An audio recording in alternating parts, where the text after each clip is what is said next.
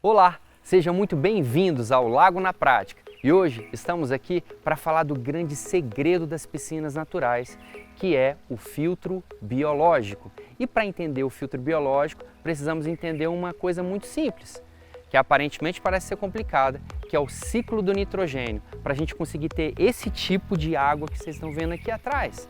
Vamos lá?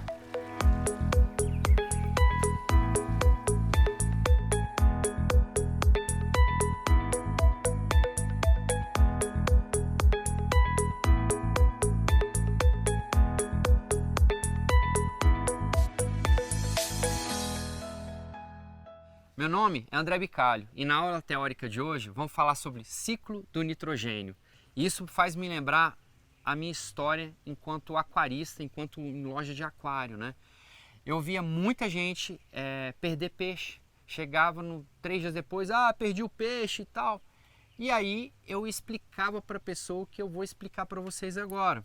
Como é que funciona isso? Então, muitas pessoas perdem peixe por desconhecerem isso que eu vou falar aqui. Como é que é? Então, chegava uma criança, por exemplo, e eu fazia uma aposta com a criança. Falava, você perdeu seu peixe? Sim, perdi meu peixe e tal. Falei, você quer ganhar outro? Eu quero. Eu falei, massa. Só que eu vou fazer um desafio para você. Aí a criança me olhava assim, como? Um desafio? Eu falei, vou fazer um desafio para você. Eu vou te ensinar um negócio que se você...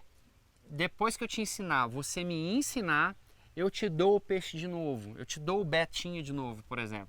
Aí a criança parava, ficava me olhando. Então fala tio. A mãe ou o pai ficava me olhando meio desconfiado. Eu falei, não, fica tranquilo, que a intenção aqui é educacional. E é a mesma coisa que eu vou fazer aqui agora com vocês. Minha intenção é que vocês entendam como funciona o ciclo do nitrogênio. Então vamos lá. Toda vez que a gente coloca comida no aquário, ou no lago, então o peixe vai comer e um tanto de ração de repente foi para o fundo. Quando o peixe defecar e quando a comida entrar em decomposição, vai liberar uma toxina na água, amônia. A amônia é altamente letal, tá? Se eu fosse falar de grau de toxicidade, a amônia é o mais letal de todos. Então, se eu boto muita comida e essa comida começa a entrar em decomposição, erro clássico, né? Vou viajar e vou botar mais comida para o peixe comer. Isso não acontece, o peixe vai comer só o que vai saciar no momento, vai ter resto e vai ter a liberação dessa toxina, que é o que mais mata peixe, tanto em lago quanto em aquário. Aí a pergunta é, como é que eu consumo amônia? Como é que eu faço a amônia virar nitrito, por exemplo? Aí eu chegava para a pessoa e falava assim, começa com Ba, aí a pessoa, e termina com térias. Aí a pessoa, bactérias. Eu, show de bola, aprendeu. Bactérias. Só que tem um detalhe, essas bactérias aqui dependem do quê? Do oxigênio. Sem o oxigênio eu não consigo cultivar essas bactérias, ok?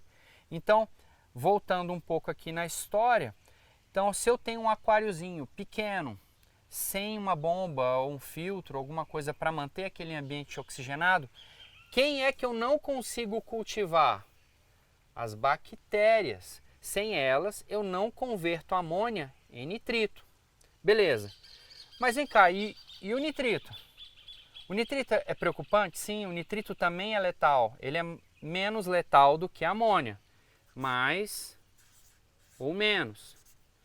Ele é mais ou menos, vamos dizer assim. É que é mais, super perigoso, mais ou menos perigoso. Se eu tiver muito nitrito, eu também vou perder peixe. Aí a pergunta que eu faço, quem consome nitrito? Aí o cara me olhava assim, eu começo com Ba, ele, bactérias! Isso, bactérias também. Bactérias que dependem do oxigênio também, né?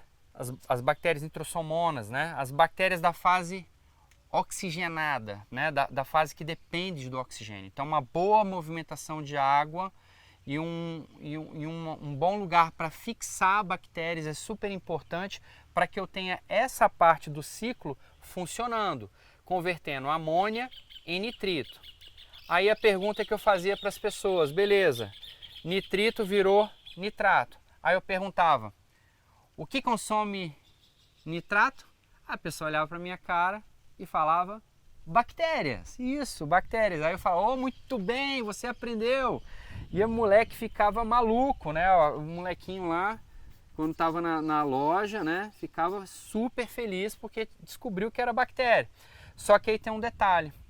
As bactérias agora que vão pegar o nitrato, elas são as anaeróbias. Anaeróbias. São bactérias que não dependem do oxigênio para consumir o nitrato. O nitrato também ele é o principal adubo de algas e plantas. Olha aqui que eu vou frisar. Algas e plantas. Olha, algas, tá? Então se eu tiver... Qual é o maior problema que eu posso ter se eu tiver muito nitrato no ambiente? Algas. Quando o ambiente está em desequilíbrio e eu tenho muito nitrato, eu vou ter algas. Olha a importância de saber disso. Aí agora, beleza, André, você explicou isso tudo, mas para que eu vou usar isso aí? Por exemplo, qual a importância disso aqui? Por que isso aqui vai fazer diferença para mim? Sim, vai fazer diferença porque você tem que entender isso, porque para você não perder peixes, para você não ter algas. Então, só um detalhe quanto tempo vocês acham, só para fechar a minha informação, quanto tempo vocês acham que demora para eu pegar a amônia, consumir por bactérias aeróbias, transformar em nitrito, depois pegar bactérias aeróbias de novo, transformar em nitrato? Quanto tempo demora para eu zerar esse ciclo, né? Para eu consumir e degradar essa matéria orgânica? Quanto tempo? As pessoas chegavam para mim na loja e falavam 2 horas. Eu falei, dá mais. Quem dá mais? Aí a criança ou o pai falava 2 dias. Quem dá muito, muito, muito mais? Aí a pessoa falava 1 semana. Dá mais. Aí a pessoa apelava 6 meses. Eu falei, não. 40 dias ou 36 dias. Então, esse é um ciclo que demora 36 dias. Então, se eu jogar muita comida, agora vem a importância. Se eu jogar muita comida, o peixe comer e um tantão de resto parar no fundo, o que eu vou ter? Um excesso de amônia. O que vai acontecer com o meu lago? Vai eutrofizar, que é literalmente matar todo mundo. Porque a amônia é letal. Vou desenhar aqui uma caveirinha, ó. Caveirinha aqui. Então, se eu botar muita comida ou exagerar em peixe, eu tenho amônia. Porque como esse período demora 36 dias para acontecer, eu vou ter um problema muito sério. Eu não vou ter tempo de converter essa amônia em nitrito. Ok. Aí às vezes as pessoas faziam um teste de amônia e dava 0. Aí eu falo, você fez teste de nitrito? A pessoa não. Então você tem que fazer teste de nitrito também, porque nitrito também mata peixe. Às vezes a pessoa só preocupa com amônia, mas o nitrito mata peixe. Então como é que eu sei que, por exemplo, meu filtro biológico está bem dimensionado? Quando a minha amônia, meu nitrito e meu nitrato está zerado. Então, principalmente amônia e nitrito vai depender do quê? Eu dependo de oxigênio. Então, assim, se eu não tiver uma boa movimentação de água proporcional ao volume do ambiente, eu acabo tendo um problema de oxigenação. Logo, isso vai estabelecer a quantidade de bactérias que eu tenho no ecossistema para degradar a matéria orgânica. Ok, se eu não, por exemplo, não oxigenar bem o meu lago, ou não tiver um lugar para fixar as bactérias, eu vou consumir amônia? Não vou consumir amônia. Se eu tiver pouca oxigenação, vou consumir amônia e nitrito? Também não. Então é muito importante a gente ter o lugar onde fixar e uma boa oxigenação. Onde as pessoas mais erram no ciclo do nitrogênio, na aplicação disso na prática, é o seguinte: a gente acabou fazendo vários testes, né? No começo a gente usava os filtros pressurizados, né, que eram os filtros que a gente coloca lá cerâmica, vem umas esponjinhas, então a bomba fica dentro do lago, fazer um lago aqui, por exemplo, ó, aqui no canto. O lago está aqui, o filtro pressurizado ele pode ficar aqui, por exemplo, aí bota uma bomba aqui, a água vai, depois volta. Então eu coleto a água do fundo, vai no filtro pressurizado e volta. Qual o problema disso? O problema disso é o seguinte: o tamanho do filtro relativamente muitas das vezes é muito pequeno para o tamanho do lago. E aí o que acontecia? Eu tinha pouco lugar para fixar as bactérias, né? E geralmente com uma qualidade muito ruim o lugar de fixação das bactérias e uma oxigenação muito pobre, porque o ambiente era pressurizado. Então o que acontece? Não funcionava. Aí a gente deu uma evoluída. A gente foi lá e montou os lagos. A gente, cansado de testar equipamentos pré-fabricados no mercado, a gente viu alguns lagos de uma outra empresa fazendo como se fossem umas caixas d'água, né? Então mudou o sistema. Tinha lá uma caixa d'água. A água entra e volta. Qual é a vantagem disso? O tamanho e a concentração de oxigênio ficava maior. Então a gente conseguia ter uma movimentação de água melhor e uma quantidade de cerâmica para botar as bactérias muito maior. Logo, eu tinha uma eficiência muito melhor. Só que mesmo assim, esses filtros tipo de caixa d'água de 1.000 litros, 2.000 litros, eles ainda necessitavam de uma grande manutenção. Tipo, pelo menos uma vez por mês, tinha que limpar a caixa d'água para o lago ficar impecável. E aí tem um estudo de caso interessante. A gente teve um lago que a gente resolveu fazer ele bem fundo. E aí a gente falou, cara, não dá para fazer um filtro qualquer, não dá para ser um filtro muito pequeno. Vamos ousar? Ao invés de fazer uma caixa d'água, que tal a gente fazer uma mega caixa, uma estação de tratamento? Foi onde a gente começou nossas estações de tratamento. Cansados de usar os filtros do mercado, a gente foi modificando, fomos fazendo outros filtros. E aí a gente fez uma grande caixa d'água, um grande espaço para receber. Para quê?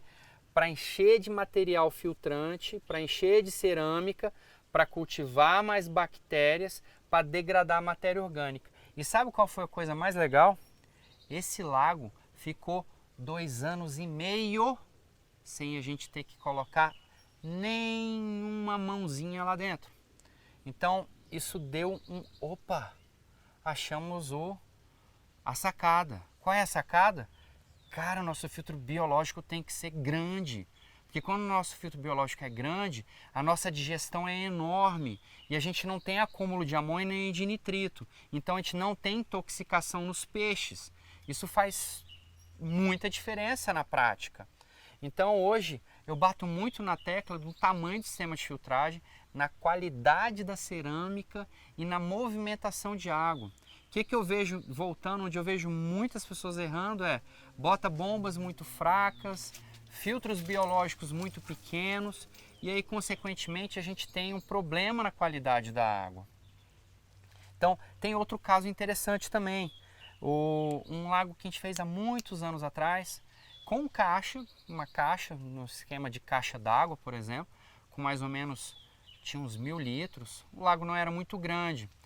E esse lago eu fiz há muito tempo atrás. E certa feita a cliente me ligou, André, vem cá, eu queria que você desse uma olhada no lago e tal. Eu cheguei lá, para meu espanto, o filtro, por exemplo, ultravioleta dela, que é o filtro de esterilização, estava queimado há mais de 2 anos. A lâmpada estava queimada e o lago dela estava com água cristalina, areia limpa, estava lindo o lago. Ela me chamou lá porque ela viu alguma coisa que não gostou e que precisava. Eu nem lembro exatamente porque ela me chamou. Mas eu fiquei impressionado por quê? Por conta do efeito que a filtragem biológica faz a longo prazo no ecossistema, né? O filtro de esterilização ultravioleta, sistema de oxidação avançada com ozônio, isso tudo faz diferença? Faz, claro que faz parte do ecossistema. Filtragem vegetal também faz? Faz, mas se eu fosse eleger qual é a top 10, é a filtragem biológica. Então, essa é a grande importância. Quando a gente entende que o filtro biológico é a grande vantagem de um ecossistema, fica mais fácil da gente compreender. E uma coisa que me fugiu aqui no ciclo é o seguinte: depois que eu converti amônio em nitrito, depois nitrito em nitrato, para fechar o ciclo do nitrogênio, eu tenho as bactérias anaeróbias, que só para fechar transforma isso aqui em um gás, que é o N2, que ele vai para a atmosfera. E como é que esse gás, que é 78% da atmosfera, volta para o ambiente? Através das bactérias que vivem nas raízes dos leguminosos. Tá? Então, ela vai lá, fixa, aí um animal come um feijão, alguma coisa, e a gente incorpora isso. E quando a gente defeca, urina e tal, volta o ciclo de novo a funcionar. Era só para fechar essa informação isso. Mas voltando aqui às vantagens, é que quando eu tenho um filtro biológico parrudo, uma movimentação de água forte, a minha manutenção do lago fica muito fácil, mas muito fácil mesmo. E as pessoas falam, mas eu vou botar ultravioleta, vou botar UV, muito bem, mas eu já vi vários lagos, inclusive eu estou com um lago agora, que é um desafio novo, que depois eu vou colocar aí para vocês verem, que o cara investiu uma grana em ozônio, em UV, só que o filtro biológico dele é pequeno. O filtro dele foi feito de uma forma que ele entope fácil, a filtragem biológica. Botaram muitas chicanes para a água fazer zigue-zague, o espaço é grande, mas as aberturas são pequenas. O que aconteceu? Colapsa rapidamente com a matéria orgânica, bem dizer, entope aquilo, e a filtragem biológica não acontece. Por melhor que ele tenha uma infraestrutura de ultravioleta, de ozônio e tudo, o lago não vai para frente, a água está verde. Então, assim, onde eu quero chegar com isso? Você quer começar bem? Quer começar sem erro? Começa investindo mais no seu filtro biológico primeiro, porque isso realmente vai fazer muita diferença a longo prazo. No curto prazo, você faz um filtro biológico, ele vai deixar a sua água transparente? Não. Você vai precisar de outros filtros? Vai. Mas depois que você esteriliza e a água fica impecável, depois de 6 meses com um super filtro biológico, uma estação biológica, a gente tem água 100% cristalina o tempo inteiro. E muitas vezes até a filtragem de ultravioleta, de ozônio, você nem precisa se preocupar tanto assim. E legal, aí todo mundo me pergunta, legal, e aí, como é que eu faço isso no lago? Eu falo, é simples, a gente precisa fazer uma filtragem biológica parruda. O que é filtragem biológica? Ter lugar para cultivar bactérias, onde a água vai passar com uma boa movimentação de água, onde eu consigo cultivar essas bactérias. E digo mais ainda, além do lugar e da quantidade, a qualidade do material filtrante faz toda a diferença. A gente já testou vários, eu já vi várias coisas, eu já vi gente fazendo filtro biológico com seixo, particularmente o seixo, ele é muito ruim, porque a porosidade dele é muito baixa, é só superficial que você vai cultivar as bactérias, dentro você não consegue cultivar as bactérias.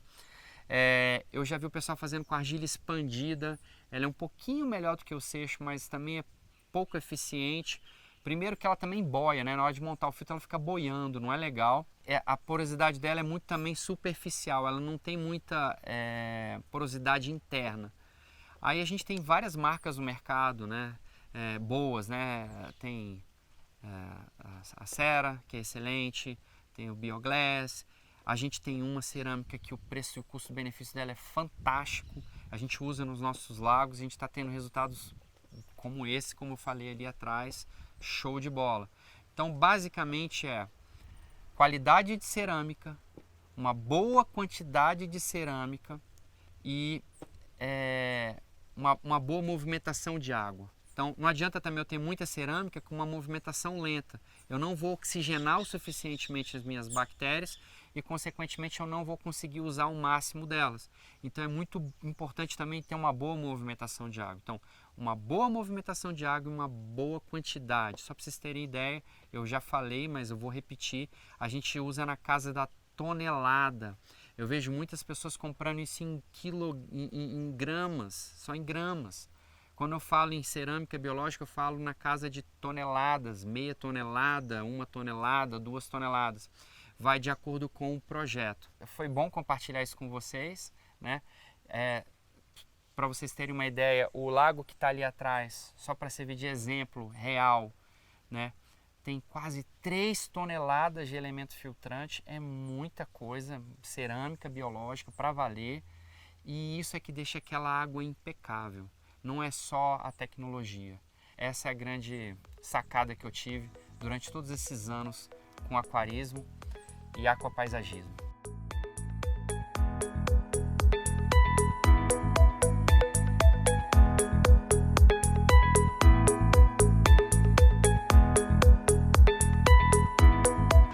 Então, depois que a gente entende o ciclo do nitrogênio, fica fácil de entender como a gente consegue ter essa qualidade de água. Por quê? Porque a água é viva.